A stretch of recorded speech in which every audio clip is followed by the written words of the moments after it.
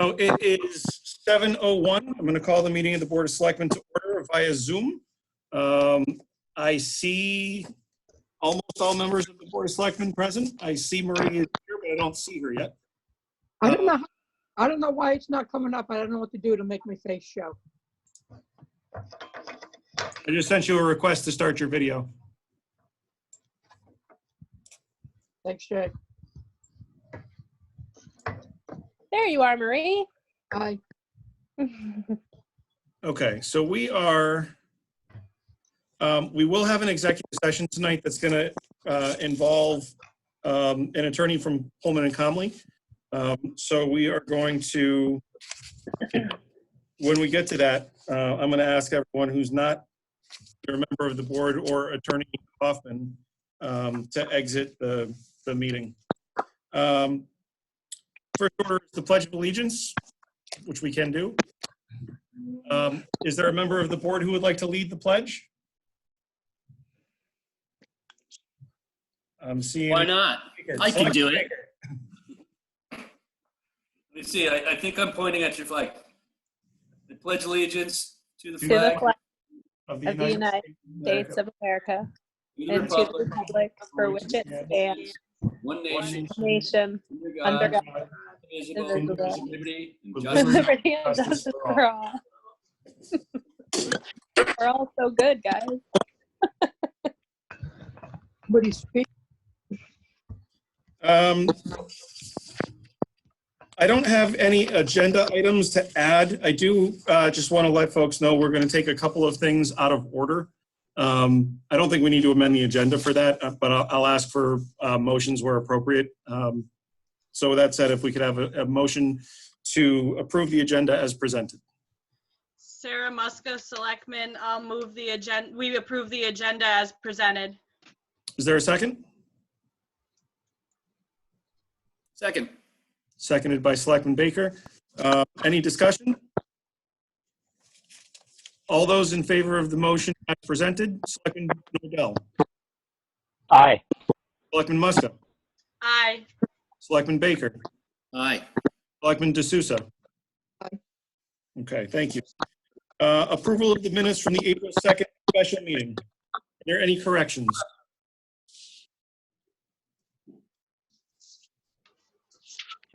I didn't.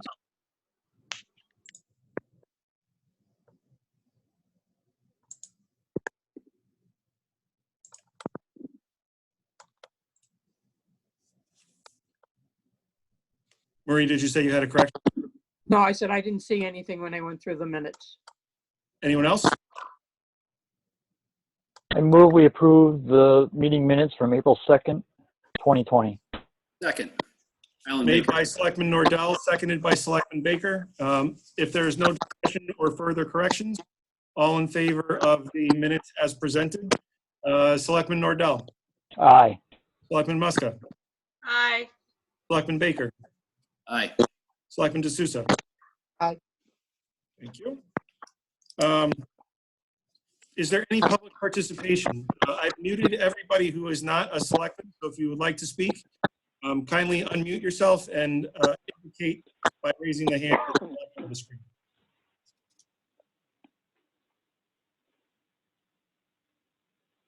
Is there any public participation? Jillian's got her hand up.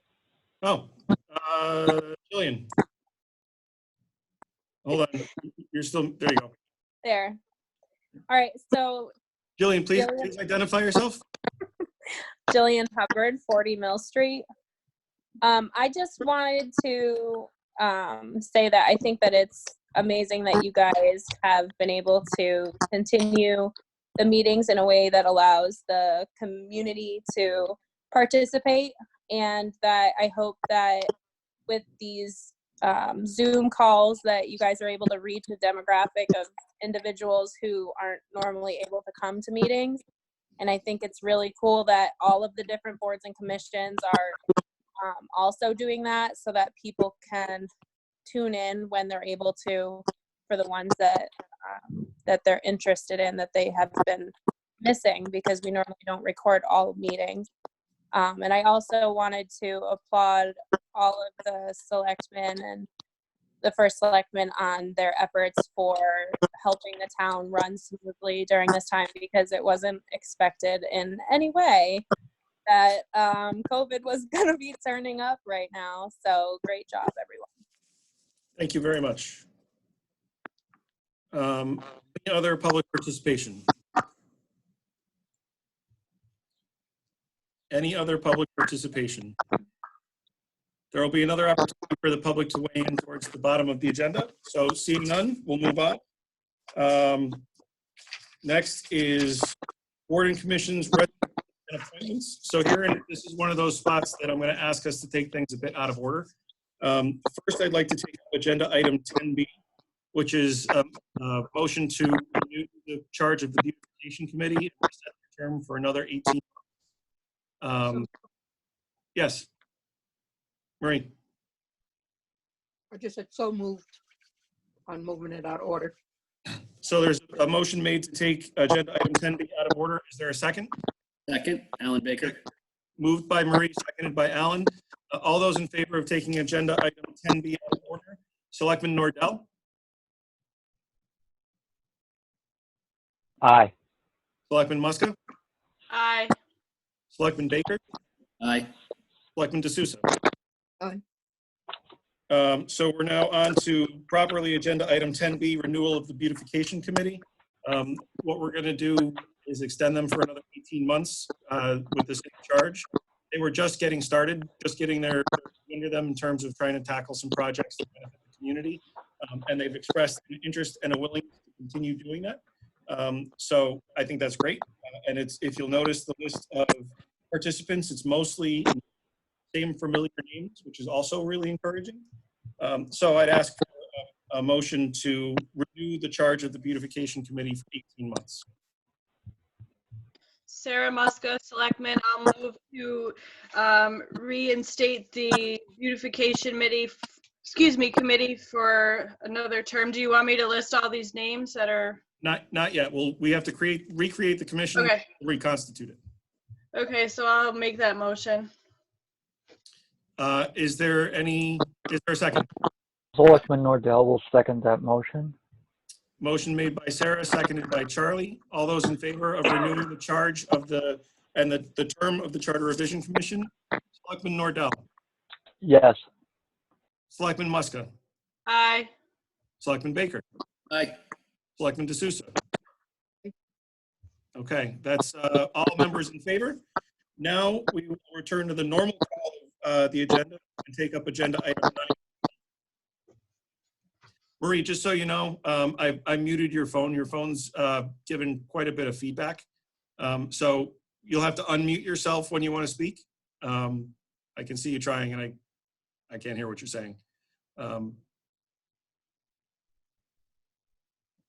I said I'm back away from the computer that I was looking at. Oh, that's Is that better? Yeah. We have agenda items 8B, 1 through 5 are all reappointments to the newly reconstituted Charter Revision Commission. I am looking at this and I believe they're all existing members. So is there a motion to reappoint those members? You can list them out by just referencing the agenda numbers. Selectman Nordell will move to reappoint Fondoitis, Emma Capitao, Jillian Hubbard, Francine Lowell, and Jamie McBride to the Beautification Commission, expiring November 1st, 2021. Is there a second? Sarah Muska, Selectman will second. Any discussion? Yeah, I just want to say that the beautification committee, in case you weren't aware, they went out the other day and they dropped off plants from Baggett Farms to several people in town. And I thought that was a nice gesture. So I just wanted to put that out there so if people weren't aware. They were out there trying to bring a little bit of something other than sitting at home to the world. So again, Jillian, thank you for that. I also received notice from a town citizen asking to give recognition to Baggett Farms for cleaning up in front of their place on Route 5. There was a lot of trash, I guess, littered on their property there on Route 5, and not sure if they're responsible or not for it, but across the street, they also cleaned up all the brush along the fence from Abbey Road all the way down in front of their place, and it looks real nice there. I went by there today, so it looks pretty good. Good. So the motion is on reappointment. There's been a motion and a second. If there is no further discussion, I'll call the roll. Selectman Nordell, Aye. Selectman Muska, Aye. Selectman Baker, Aye. Selectman D'Souza. Aye. Okay. Item 8B6. This is the reappointment of Melissa Maltesi as the municipal agent for the town of East Windsor. This was actually put on here because we have to, or she needs to be reappointed in that role from time to time. And actually, Charlie and I were working on something else yesterday. Came across a section of the charter specifies only this position is actually an appointment of the first selectman, not of the board of selectmen. So I'm going to just do it, but I would appreciate you guys blessing Mrs. Maltesi and the great work that she does. So if I could have a motion to reappoint Melissa Maltesi as the municipal agent for the town of East Windsor for a term expiring May 1st, 2022. Sarah Muska, Selectman. I will make that motion. Is there a second? Second. Second. Any discussion? All in favor? Selectman Nordell, Aye. Selectman Muska, Aye. Selectman Baker, Aye. Selectman D'Souza. Aye. Okay, so ordered.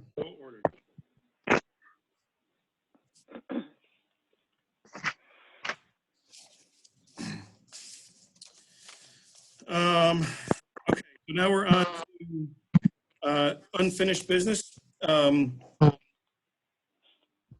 only thing on here that I would share is 9B. Pertains to fire marshal responsibilities. Charlie has been working on cleaning that up and modernizing that in terms of codified into policy so that it better reflects the appointment authority, the responsibilities, the statutory role.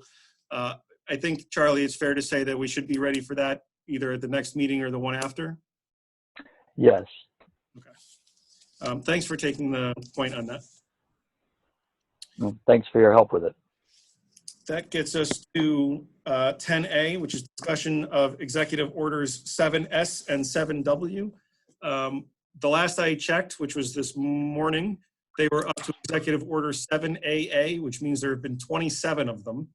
And I don't think that there's an end to those in the near future. 7S and 7W both pertain to property taxes and requiring every municipality in Connecticut to make some accommodation for taxpayers in light of the COVID circumstances and the 100,000 new unemployment claims in the state.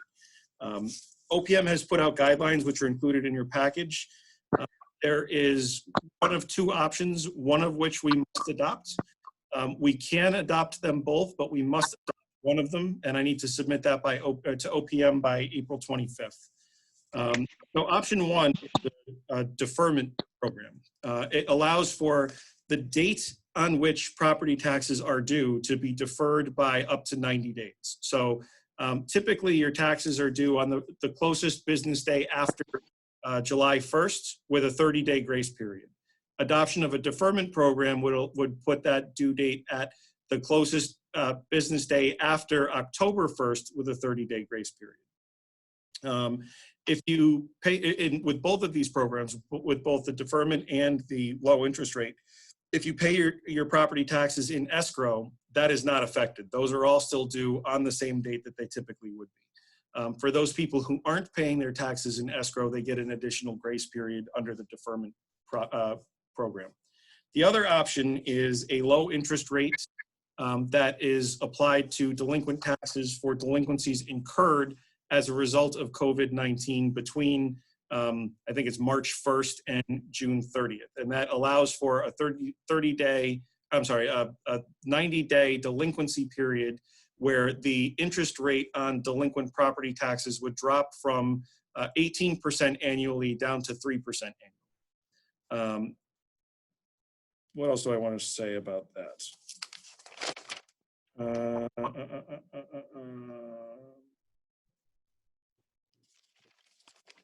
That'll be it for now. So we have to do one of the two things. So in your packet also, you'll find from the tax collector with her analysis and recommendations of what she's suggesting. And we should talk these. The difference between Executive Order 7S, 7S mandates that towns adopt one of these two assistance programs. 7W applies whatever the Board of Selectmen adopts also to any political subdivision within the corporate borders of the town. We have two. We have the Warehouse Point Fire District and we have the WPCA. Because those both exist entirely within the town of East Windsor, whatever we adopt is going to be applied to those two bodies as well. Patty is recommending that we do a straight deferment program without any guideline criteria to determine whether there's been a hardship incurred because of COVID-19, just a blanket deferment program for any taxpayer for any purpose for the first 90 days of the next fiscal year. I will tell you, most towns that have responded to CCM's surveys about this are adopting that. There are a handful of towns that are adopting deferment programs, but only for those who can demonstrate an impact to their ability to pay because of COVID-19. And there are also a handful of towns that are adopting the low interest rate option. You have Patty's recommendation. I did talk also with Amy O'Toole and with Helen Tots, the town assessor, to determine what our cash flow position would look like if we were to do this. You know, can we keep the lights on for 90 days, assuming no collection? And because anybody who pays their taxes in escrow are exempted from this, we think that the total impact to the town over the course of the year, the total amount of taxes paid not through escrow is only about $8 million. Most of what we pay, or most of what we receive in collections is paid through escrow. So most of our cash flow wouldn't be interrupted. So can we defer everything by an additional 90 days? Yeah, we probably could. There may be a need towards the end of that, depending on how things go, for us to dip into the fund balance to cover that. My thought that I wanted to pass by you guys is to do a hybrid of the two. So as to say that we'll apply the low interest rate provision to everybody without cause or justification, but the deferment program would only be based on a demonstration of fiscal impact based on COVID, so that we're kind of giving everybody a little bit of a breather on any delinquent interest owed, but we're also making sure that the deferment is only going to those who have a demonstrated hardship.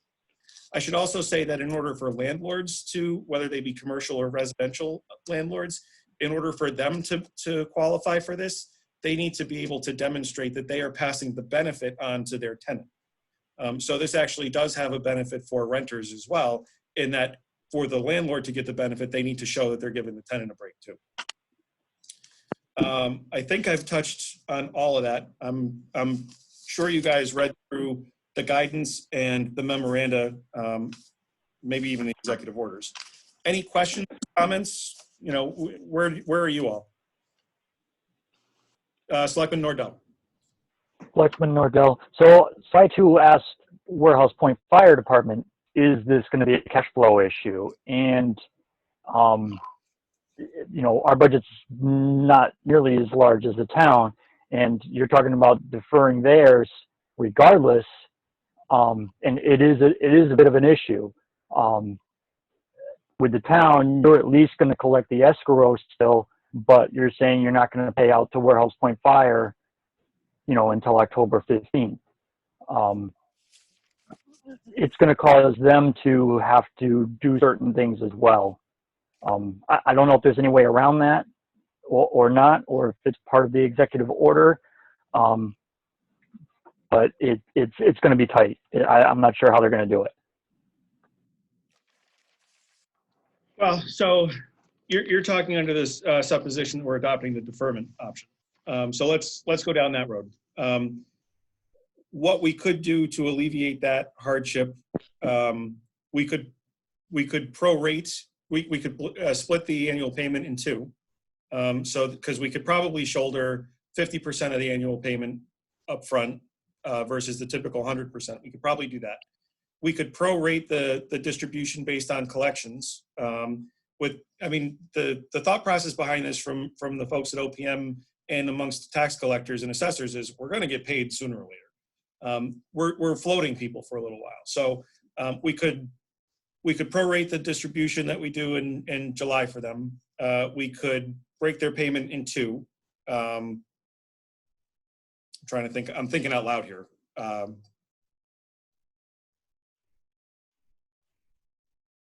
Those are the two options that come to my mind, but somebody else might have an idea too. I recognize that this is going to put a hardship on them as well. The reality is we don't have a choice in doing one of these. So we do have some flexibility in terms of how we handle those other issues that you're raising, Charlie. So I don't know, throw an idea on the table. Let's talk about it. I can run it. We don't have to decide that part now. We do have to decide A, B, or A and B now. Okay.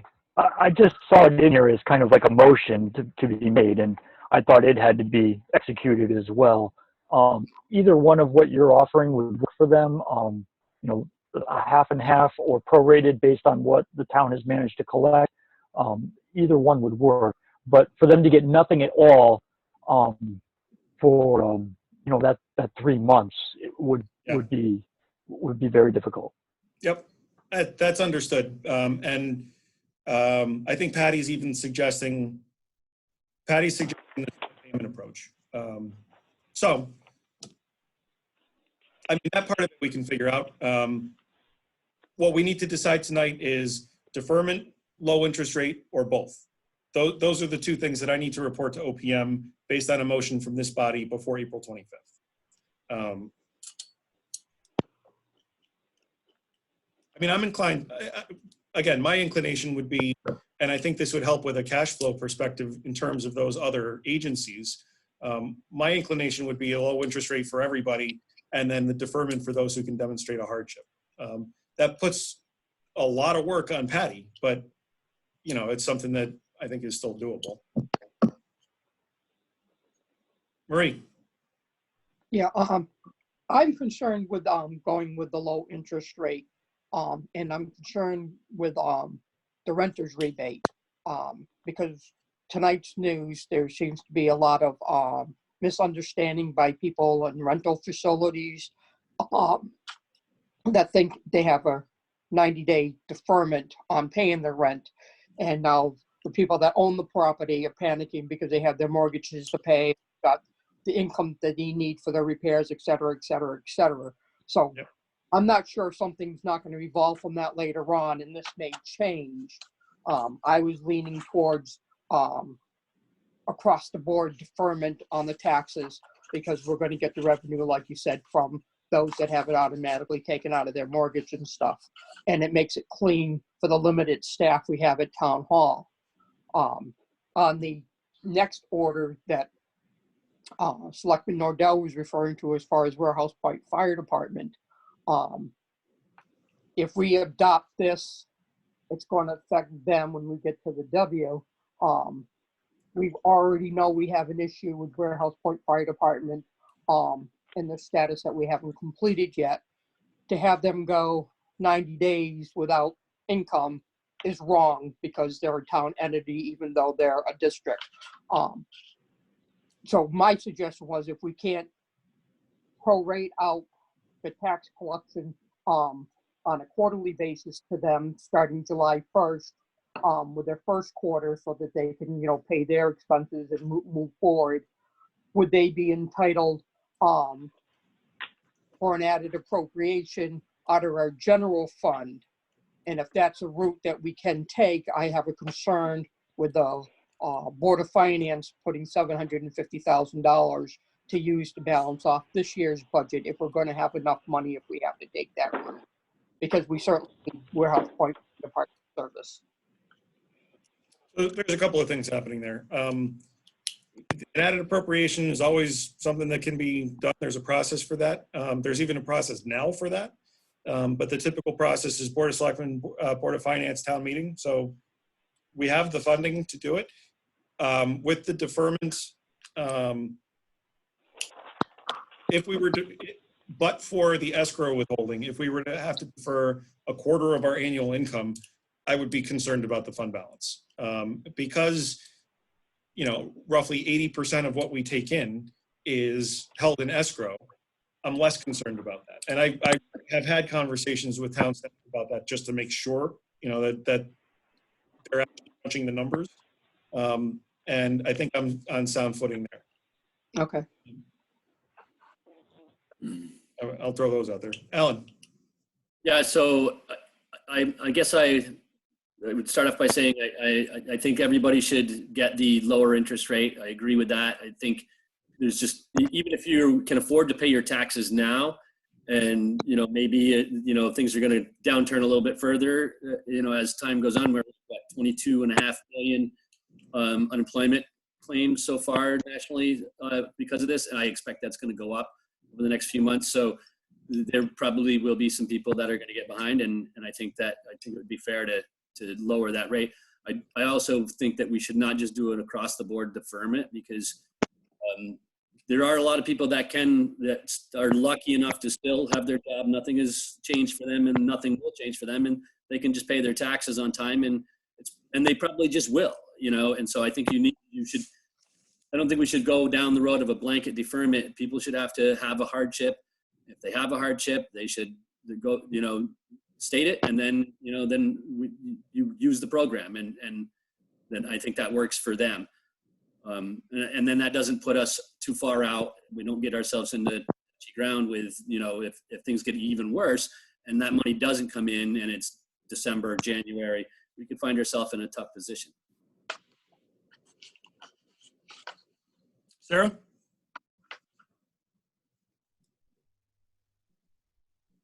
Sarah's muted. Okay, Sarah Muska, Selectmen. I'm not in favor of an across-the-board deferment. I think you should need to prove that you were affected by the COVID virus, and that is why you can't pay your taxes. So I agree with Selectman Baker on that part, just because those people that are affected, it was through no fault of their own. But I'm not in favor of extending it as a blanket to everyone. After reading Patty's, our tax collector's recommendation, I'm not really in favor of the low interest rate program, because it basically does reward delinquent taxpayers to pay late, as she says in it. So I would be more in favor of the deferment program to those affected by it, if they can prove their eligibility. I'm not counting to 3 here. Where did Charlie go? Did we lose Charlie? Oh, it looks like. Oh, there he is. Okay, so Alan is low interest and deferment based on impact. Sarah is deferment based on Murphy, where were you? I was on the deferment right across the board to all taxpayers. Deferment across the board. And Charlie, where were you? Sorry, I lost you guys. I had a power outage and lost you guys for a brief minute. So hearing that from what you just said about everybody else, I'd like to see approve, you know, that people have to prove hardship. But I'm also for the deferment as well. Across the board, or just when need is demonstrated? When need is demonstrated.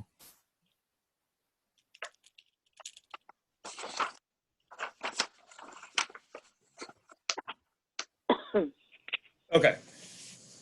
So we can get to a consensus here. It looks like it actually might be the one that I threw out, which is the low interest rate with a deferment based on my, actually, I think that would be a question to Charlie. Are you good with that, Charlie? Mm, Not exactly, but Okay, well, we're just spitballing here, so we can correct it. Here's what I'm seeing. I'm seeing, well, I'll throw myself in there too, so we can actually count.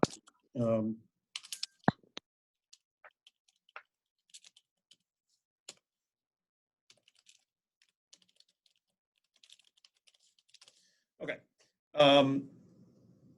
Alan is for deferment based on impact and a low interest rate. Jason is for deferment based on impact and a low interest rate.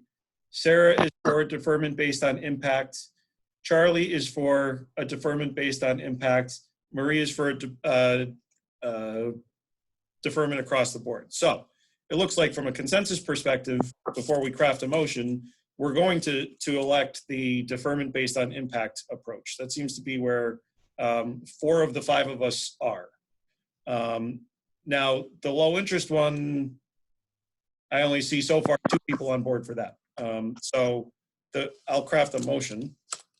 You guys feel free to continue debating if there are other points you want to throw out there, but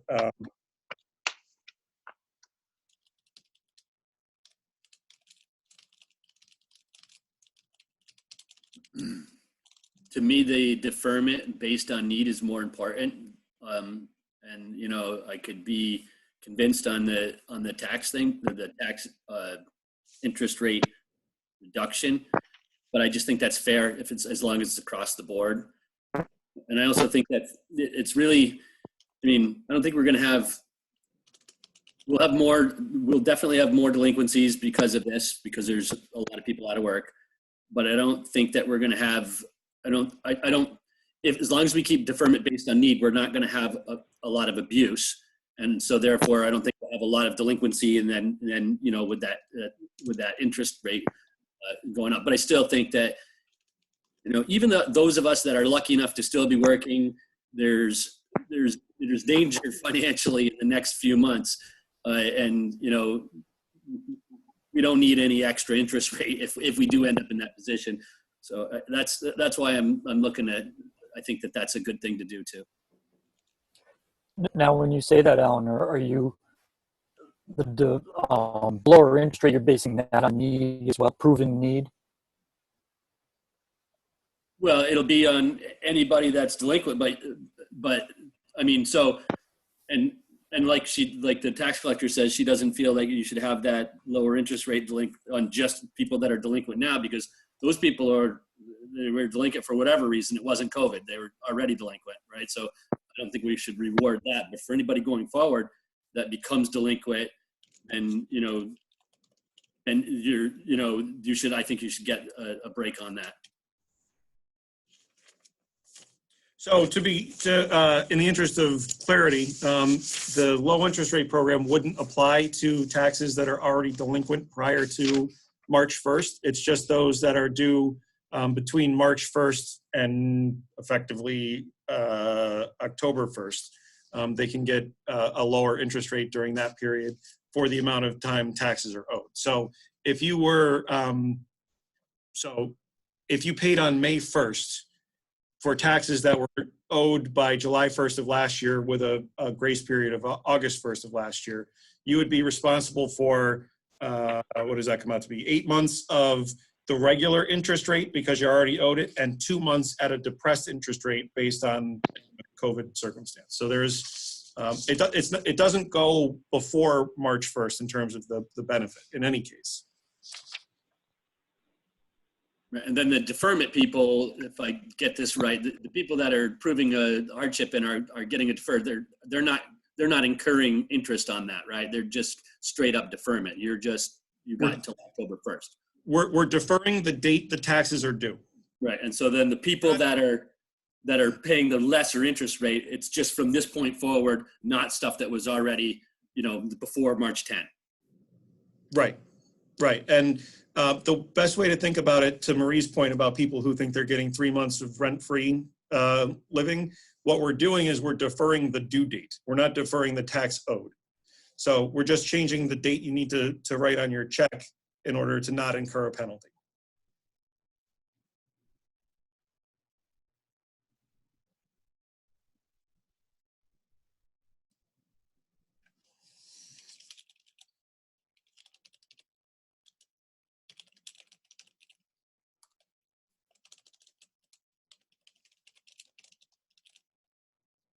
Okay. So are we parking the low interest rate thing? Are we cool with foregoing that? Or are there two others of you who are interested in that? I'm not hearing it. So it looks like we're going to park it. Okay. So I have a motion that I've crafted. I'm going to share a screen.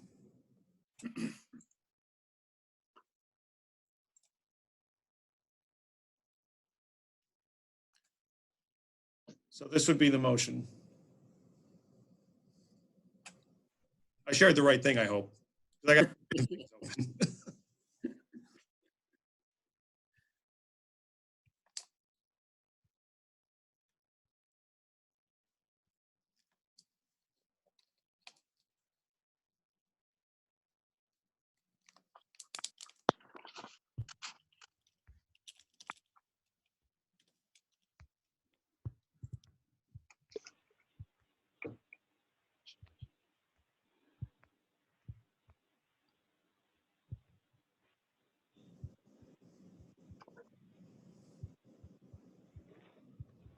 Any discussion?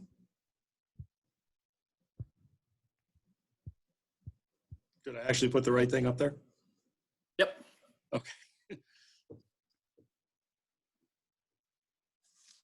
So I'll make that motion if you'd like. Selectman Baker. Resolved, the Board of Second. Selectmen. Sorry. Oh, you're reading it. Sorry. Go ahead. No problem. I thought you had something else to add. That's No, okay. I'm good. Resolved, the Board of Selectmen of the Town of East Windsor adopts a 90-day deferment program for taxes for taxpayers who can demonstrate, an economic impact based on the effects of COVID-19 as specified in Executive Orders 7S, 7W. Is there a second? Selectman Muska will second. Motion made by Alan, seconded by Sarah. Any further discussion? All those in favor, Selectman Baker, Aye. Selectman Nordell, Aye. Selectman Muska, Aye. Selectman D'Souza. No. Okay. Motion carries 3-1. I will report that to OPM. Oh, don't do that. Good. I'll do that tomorrow. Lost my agenda.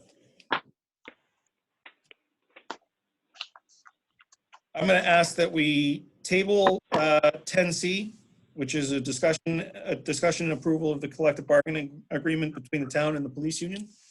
Can I have a motion to table? So moved. Selectman Nordell?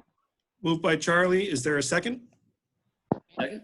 Seconded by Alan. All those in favor of tabling agenda item 10C. For discussions purposes, tabling means that it will be taken up at a later point in the meeting. Postponement would be it will be pushed off until another time. So we are tabling it with the intention of taking it up after our executive session. All in favor, Selectman Baker. Aye. Selectman Nordell. Aye. Selectman Muska. Aye. Selectman D'Souza. Aye. Okay. The next item of business is the approval of tax refunds.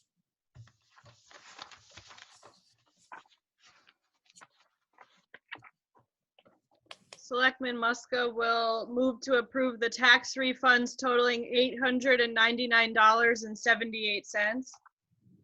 Is there a second? Second. Seconded by Marie. All those in favor, Selectman Baker. Aye. Selectman Nordell. Aye. Selectman Muska. Aye. Selectman D'Souza. Aye. All right, so that's that.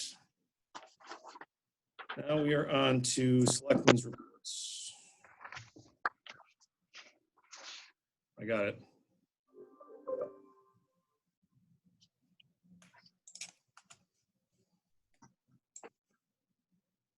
All right. First, I want to start by thanking Representative Chris Davis, who was able to get donated 200 surgical masks to local first responders in East Windsor. As everybody knows, there is a global shortage of personal protective equipment for first responders and medical staff, and every little bit helps. So we're grateful for that donation from Representative Davis. With that in mind, the Recreation and Community Services Department is asking for donations of surgical masks or homemade masks to be distributed to seniors in the community who request them. We, in this part of the state, we are still weeks away from peak infection rates from COVID-19, and local seniors are very justifiably concerned. We've had a number of requests just today for that. Anyone who can donate or make masks are asked to reach out to Melissa Maltesi at the Recreation and Community Services Office, 60623-2430. I continue to participate in regular calls with both North Central Health District and with the statewide emergency management team. There is good news and bad news on this front. The good news is that social distancing efforts and other preventative actions are having a positive effect, but we need to keep them up because we have not yet hit the worst part of the pandemic here in Connecticut. The bad news is that there is now another shortage of testing available. And what that means is that it may look like new cases are starting to slow down, but we're testing fewer people. So that means that that could lead to a false positive in terms of the rounding of the curve. We are not there yet. We're doing well so far. We will get through this, but we need to stay diligent and keep practicing those measures that health professionals are encouraging us to do. Because our first responders are more at risk of contracting COVID-19, I reached out to hotels to see if there were available space to provide for those first responders if they find themselves exposed and need a place to quarantine away from their families so as not to get their loved ones sick. I want to recognize and thank East Windsor's Comfort for securing a block of rooms for us for the next several weeks, and to thank them for generously donating several of those rooms. It's great to be able to provide an added level of comfort to people who are putting themselves at risk to keep others safe. I'm also happy to report we haven't needed those yet, but it's great to have in case we do. Every 2 weeks, Food Share provides fresh produce and non-perishable goods at no charge to anyone who shows up to collect. The drops are I think they're between 12:30 and 1:30 every other Friday at St. Catherine's. Typically, the people who receive the food are in need or experiencing some kind of hardship. So on April 3rd, I went to volunteer at the distribution and was so impressed to see a dozen employees of East Windsor Schools helping out. They were teachers, paraprofessionals, cafeteria workers, and administrators, and it was awesome to see such dedication from our school staff. As we were working hard, as they were working, I heard a number of them say to each other how much they missed being in the classrooms with their students. I know that their students miss being with them just as much. Despite the disruption that COVID-19 has presented, town staff are working hard to spread some cheer. Over the last few weeks, the Easter Bunny was all over town, passing through neighborhoods to spread some holiday cheer while respecting social distancing guidelines. Today, the town staff, led by the folks who work at the senior center and aided by DPW, held our first community pop-in parade for seniors all over town as a way to let them know that they are missed, and we are excited for the day when we can socialize together again. The smiling faces were a highlight of the week. The Charter Revision Commission held their regular meeting via Zoom last Tuesday and discussed efficiencies and improvements pertaining to Chapter 8 of the Charter. This chapter governs our budget process. The commission also welcomed their newest member, Spencer. They continue to be on target for submission to voters for the November ballot. As I discussed in my last report, executive orders issued by Governor Lamont have changed how the budget process in East Windsor will function this year. The Board of Finance has the authority to set a budget and a mill rate, and they will do so on May 6th. Prior to the vote that night, they will also hold a public hearing as to what that final budget should be. The meeting will be held via Zoom, and all members of the public are encouraged to join the meeting or to submit concerns through email. Over the last 2 weeks, town staff and I continue to hold cluster meetings with departments having responsibilities for economic development and for community services. a regularly scheduled senior staff meeting was held yesterday. All of those meetings heavily focused on COVID-19, how town functions have been impacted by it, how town staffing has been impacted by it, what problems we see that we're trying to get ahead of as the world is returning to normal. But we're also starting to look at ways that the town can be a clearinghouse of sorts for information for businesses and residents who might be trying to access state programs or federal programs. We are using the weekly or the East Windsor Resource Guide for COVID-19 right now to let people know about social service opportunities that are available. As we get closer to starting to return to normal, we'll also start incorporating those state and federal benefits that might help businesses and residents get back on or stay on their feet. That publication is updated weekly, so please check back. I mentioned Selectman Nordell and I are working on a new policy pertaining to the position of fire marshal. We'll have that ready for the board's consideration in the next meeting or two. The last agenda item, or the last item I would highlight is that the Board of Education continues to provide free breakfasts and lunches to East Windsor students on a daily basis. One local resident, Nicole Grzuski, has started an online campaign called Friends Flocking Friends, which has a flock of pink flamingos show up in the lawn of one of your friends anonymously for one night. Anyone interested in flocking a friend can reach out to friendsflockingfriends@gmail.com. Proceeds are going to help offset the costs of the meals that are being provided by the Board of Education to East Windsor students. Respectfully submitted, 2001st Selectman. Marie. Yeah, I don't have a lot this month, these last 2 weeks, but here it goes. I want to take this opportunity first to extend my condolences to family and friends of Lawrence Skip Woodward, who passed away on April 9th. Skip was active for years in the progress of East Windsor. He was a member of the Warehouse Point Fire Department, where he rose to the rank of assistant. I'm sorry, hold on. My phone's going dead. Uh-oh. All right, I'm back. I'm sorry. Rose to the rank as assistant fire chief in the Warehouse Fire Department. Who also was a founding member of the service and held many management positions during his tenure there. On 06, I participated in the Warehouse Point Fire District budget proposals for fiscal year 2021, and I'll let the appropriate person speak on that. On the 8th, I participated in the Board of Finance annual budget process.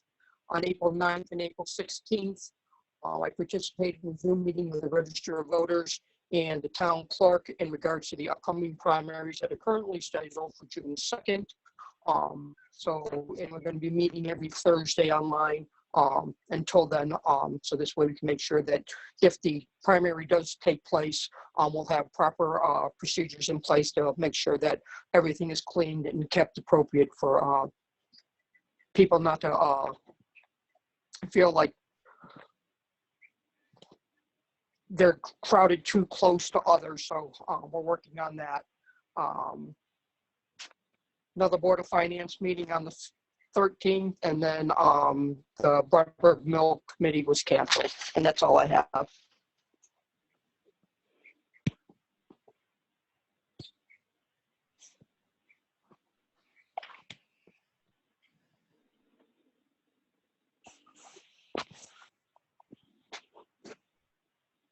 Oh, you're talking, Jason, but you're on mute. So I guess it's my turn. So Selectman Nordell here. That's what I was saying. Sorry about that. Charlie. Okay. I've sat in on all the Board of Finance meetings since our last Board of Selectmen's meeting. I understand this is a tough year for the Board of Finance because the entire decision for next year's budget lies on them. The Board of Finance has asked voters to weigh in at the public hearings, give input during public participation, and submit letters to voice concerns about this year's budget since a vote won't happen. This is the best possible scenario they could ask for because they get actual feedback on what people want rather than a pass-fail with no explanation. The majority of the input so far that has been given has been in favor of supporting public safety and education. However, those are the things that have been cut from the budget.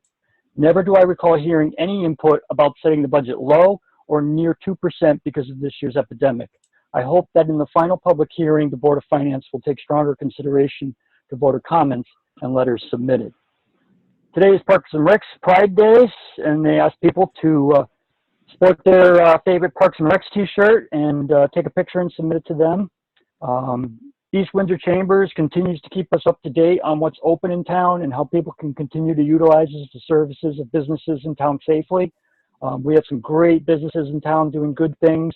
I also know there's a lot of people donating money to those businesses so that they can feed people who don't have money and things of that nature. I know Golden Irene's is doing some great things like that, and so are some of the other restaurants in town. So it's good to see that. It's certainly something we can be proud of as a town and a community.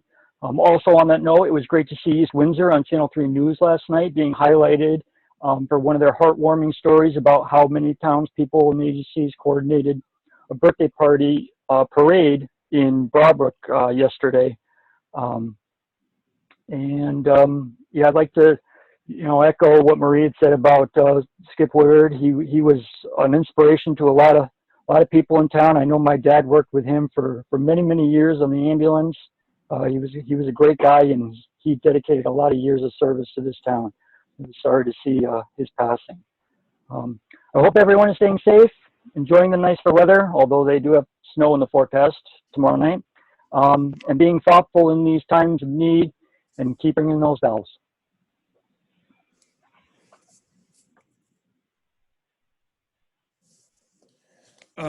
Sarah. Sarah Muska, Selectmen. As Selectman Nordell said, it is Parks and Recreation Pride Day, and I do have my shirt on, even though you can't really see it with my camera. But I'd like to start off by recognizing what a caring and giving community that we live in. During this time of crisis and chaos, I have witnessed many neighbors and friends doing good deeds for one another, and the many kind gestures just to spread joy and put a smile on one another's face during this dark time. Pauline Stockpot has been serving approximately 200 to 230 to-go meals, Mondays, Wednesdays, and Fridays to families. The Beautification Committee has been distributing plants to residents all over town, and flamingos are flocking on lawns for a great cause.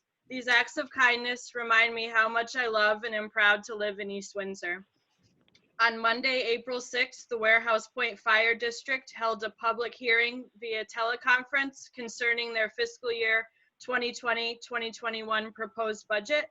Due to Governor Lamont's Executive Order 7I, there was no public vote by the taxpayers.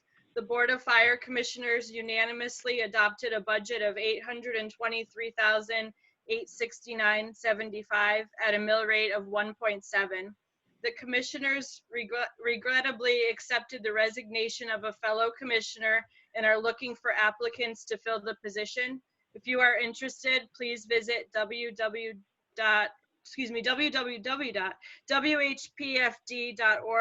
where you will find an application to fill out and be considered. 40 fire inspections were completed in the month of March, and the department responded to 44 calls. Chief James Barton developed a complete emergency operational guidebook for the fire district specific to COVID-19 with new standard operating guidelines, and precautions are being taken by our first responders. On Tuesday, April 7th, as First Selectman Bowser said, the Charter Revision Commission continued discussion on areas members felt needed updating and reworking in our governing document. Some areas mentioned included holding 2 referendums instead of the current 3, allowing the Board of Selectmen or Board of Finance to adopt the budget if it didn't pass at the 3rd referendum, changing the Capital Improvement Planning Committee deadlines, and separating debt service and capital improvement from the 2% cap. On Wednesday, April 8th, the Board of Finance held a public hearing requesting input from the public on the fiscal year 2020-2021 town and education budgets. Some areas brought up by taxpayers were public safety, fire services, and education. The board deliberated and continued to do so at their next meeting, which was on Monday, April 13th, where the board unanimously voted, and they didn't adopt it yet, excuse me, voted on a budget of $41,197,848, a 1.11% mill increase, bringing it to 34.63, and a $946,447 cut to the education budget. A budget mailer will be distributed to taxpayers by mail in the coming weeks. Please review it and see where things currently stand. There will be a final public hearing on Wednesday, May 6th at 7 p.m. on Zoom. I highly encourage that you submit written testimony to the email of board members or speak that evening. This will be your last opportunity to have your comments be taken into consideration before the board adopts the budget that evening. I hope that the board will strongly consider the comments made by the public and things that might be at stake, especially with our school system, such as our NEASC accreditation, loss of sports, and loss of staff. It is important to note that the coronavirus is affecting taxpayers and businesses, and I understand the uncertainty in people's lives at this time, but we must keep in mind that our school system and town must function accordingly when this crisis passes. I am concerned if we drastically underfund aspects of our education system, that next year will result in a large tax increase and come as a shock to our community. Now that spring has sprung, the East Windsor Community Garden, located on Reservoir Avenue, is planning on opening on May 1st, and plots are available at a very reasonable price. 10 feet by 15 feet at $15 per season, and 20 feet by 15 feet at $25 per season. And there's a phone number, 623-5487. If you're interested, it's the perfect time to be outside and grow vegetables and flowers. And just want to thank our healthcare workers, our truck drivers, grocery store employees, first responders, and all of our essential employees for continuing to work each and every day. Please continue to support our small businesses, and please reach out to me if there's anything that I can do to help. Thanks.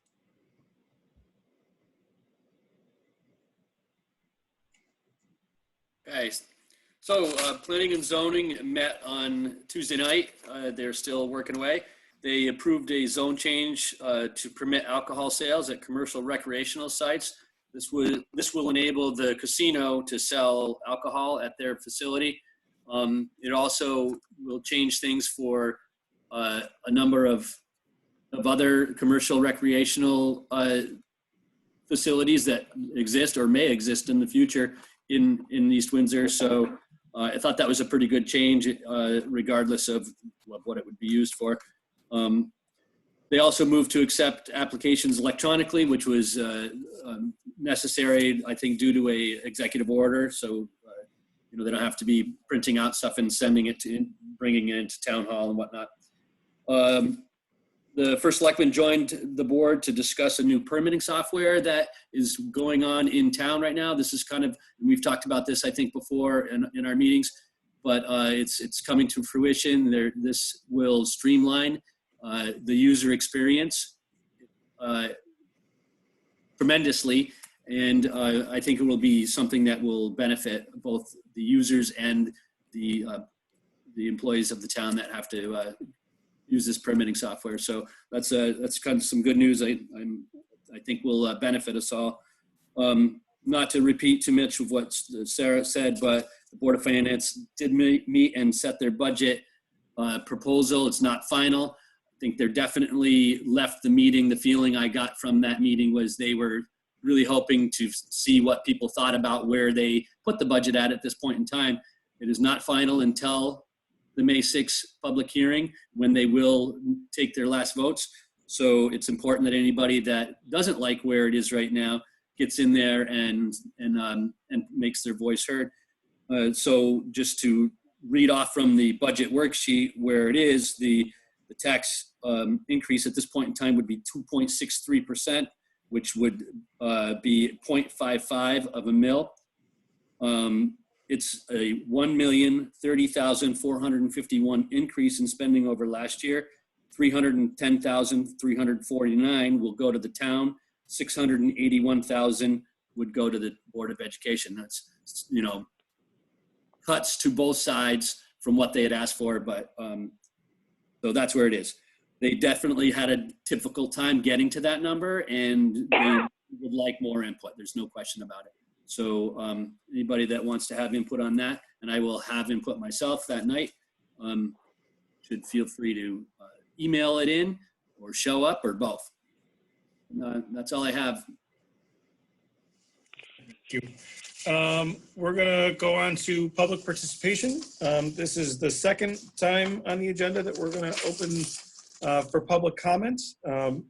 Is there anybody on the Zoom meeting who would like to address the board? Is there anyone who would like to address the board? Yes, hi, Tom Lansner, 27 Laurel Circle. I just wanted to echo what Alan had just mentioned, that public comments either the night of or prior to would be welcomed. And if you're going to send a written comment, I know some of those had gone only to Geraldine. I would like to ask that copies of the comments be directed to all of us on the Board of Finance. And I think our names are listed with our East Windsor, Connecticut email address. But the first comments that came in, I did not get to see them. They were sort of read to us. So I would really prefer to get a copy of each one sent to my address as well. Thanks. Thanks, Tom. Other public comments? I saw Andy had his hand up. Yes, Jason, this is Andy Heath, 15 Steeplechase Road.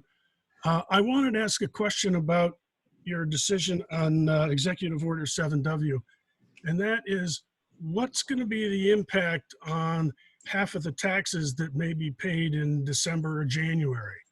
Is there any impact of this on that, or does that still hold as the firm date?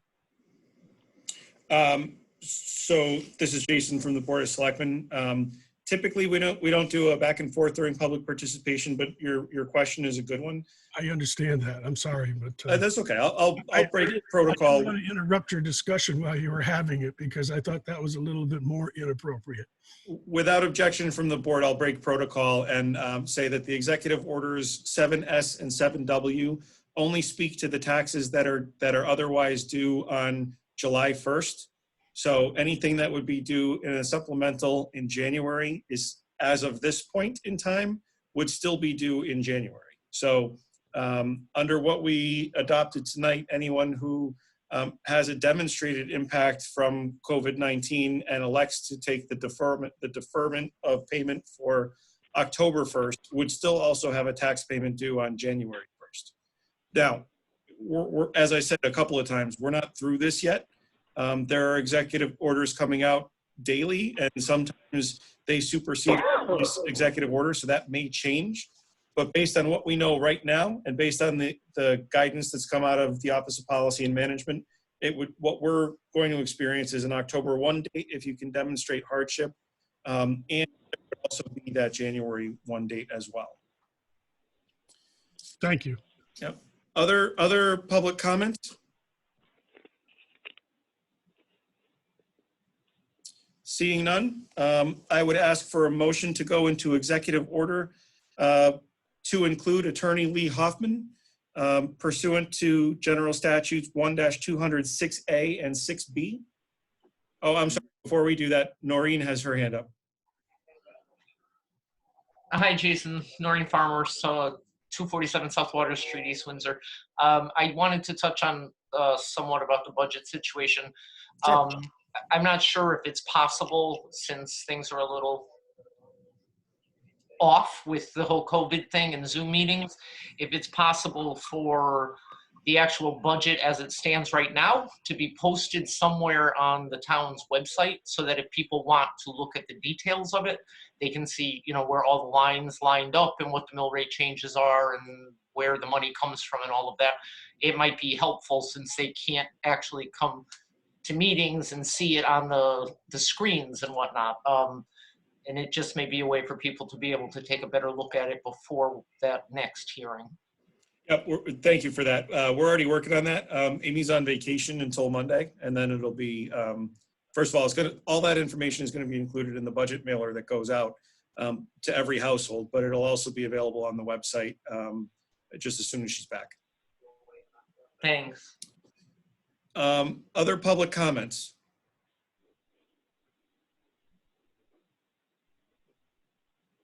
Okay, then I would ask for a motion to go into executive session to include Attorney Lee Hoffman for Connecticut General Statutes, under Connecticut General Statutes 1-200, 6A and 6B. Make that motion. Motion made by Alan. Is there a second? Selectman Nordell will second that motion. Seconded by Charlie. All those in favor, Selectman Baker, Aye. Selectman Nordell, Aye. Selectman Muska, Aye. Selectman D'Souza. She's muted, but she's indicating that she's voting in the affirmative. Aye. Okay. So I'm going to ask all those on the call to please exit the call except for members of the board and Attorney Hoffman. And then once they do, I will turn on waiting room. So there's a Samsung that's still logged in. If they could exit, that would be great.